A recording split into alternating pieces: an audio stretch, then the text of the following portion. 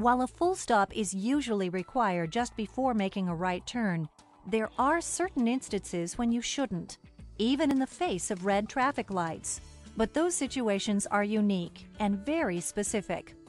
Here's an example. If there is a concrete or painted triangular area that creates the start of a new traffic lane in your direction, you do not need to stop, even if there is a red light. Pay close attention to this. We are always told to stop before making a right-hand turn at a red light. But in this instance, we should not stop. Of course, if there is a pedestrian about to cross in front of you, always yield to the pedestrian even if there is no crosswalk.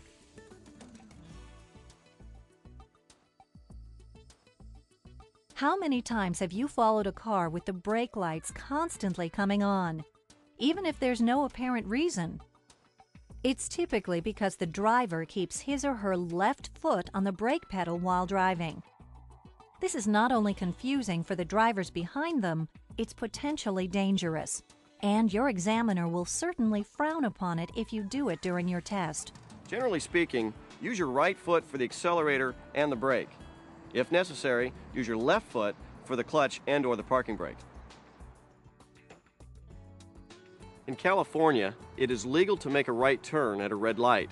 It does not mean, however, that you have the right-of-way or that you can just coast through the turn at the light.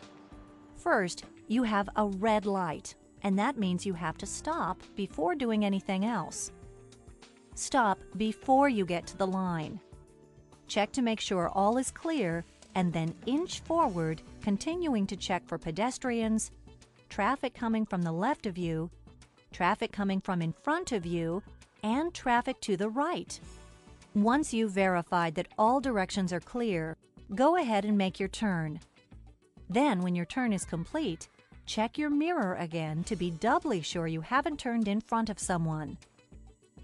An important note: if you come to an intersection with a red right turn arrow signal, you may not make a right turn even if the road is clear.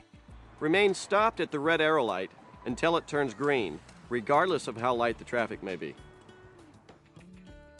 When it comes to left turns, there are two types of green lights you need to recognize. One is the solid green light. The other is the green arrow. When you come to a solid green light, you do not have the right-of-way when turning left. In other words, approaching traffic also has a green light, and it's up to you to yield to them because through traffic has right-of-way over turning traffic. Mike says left turns are last. To do this, you may proceed straight ahead, partway into the intersection, and wait for traffic to clear. Stay straight ahead without turning the wheels. It's very important that you do not enter into the line of oncoming traffic until you see that it is clear to make the turn. They have the right-of-way.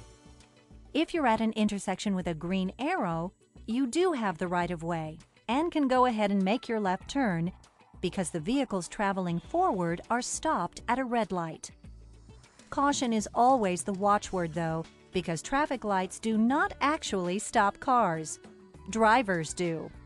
One way to look at this is when you're approaching a traffic light is to look at the green solid light as an unprotected light and the green arrow as protected. Understanding the difference between merge and yield signs is important for your test. A merge sign looks like this and tells you to merge into the flow of traffic. A yield sign tells you to do just what it says: yield to other traffic. An easy way to remember what these signs mean is by looking at the colors on the signs. A yellow on the merge sign means caution, be careful, look out for the other vehicles while you merge into the flow of traffic. Whereas the yield sign has a little red in it, gives you a connotation that you may have to stop or at least slow down a little prior to entering in. Give the right-of-way to the other traffic and/or pedestrians.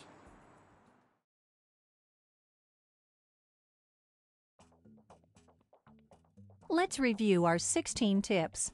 Tips that can make a real difference in how well your test goes. Scan constantly for traffic, vehicles, pedestrians, bikes, and road hazards. Use your mirrors frequently. Watch your speed. Going too slow is just as detrimental to your test score as going too fast. And avoid tailgating. Make sure every lane change is smooth and automatic, incorporating the reminders found in the word smog. Signal. Look in your mirrors. Look over your shoulder. And go. During your driving test, remain in the same lane throughout your turn. Do not drift into another lane while turning.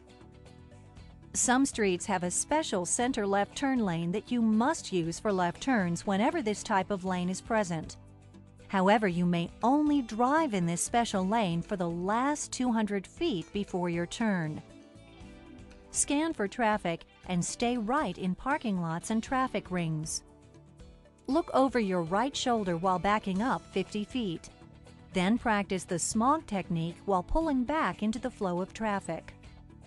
Enter, merge, and exit the freeway without disrupting traffic. Do not straddle two lanes at once. Check for traffic and stop behind the limit line.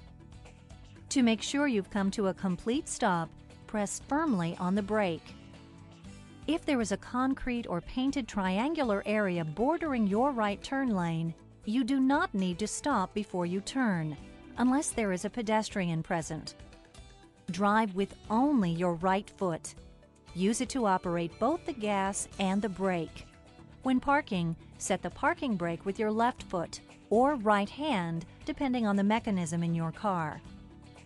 Make a right turn at a red light only after you've first stopped completely, and check for traffic and pedestrians from all sides. When making a left turn at an intersection with a solid, unprotected green light, yield to oncoming traffic. But if there's a green arrow, protected light, you go first. A merge sign directs you to enter the flow of traffic with caution. A yield sign tells you that you might have to stop or slow down and wait until the other traffic has gone by. We feel that if you pay close attention to all 16 of these tips, your chances of doing better on your performance test will be greatly enhanced. The reason for that is, these are the types of reasons that cause people to fail their driving test. A little common sense and a little insight and knowledge can go a long way towards your being a successful test taker on your performance exam.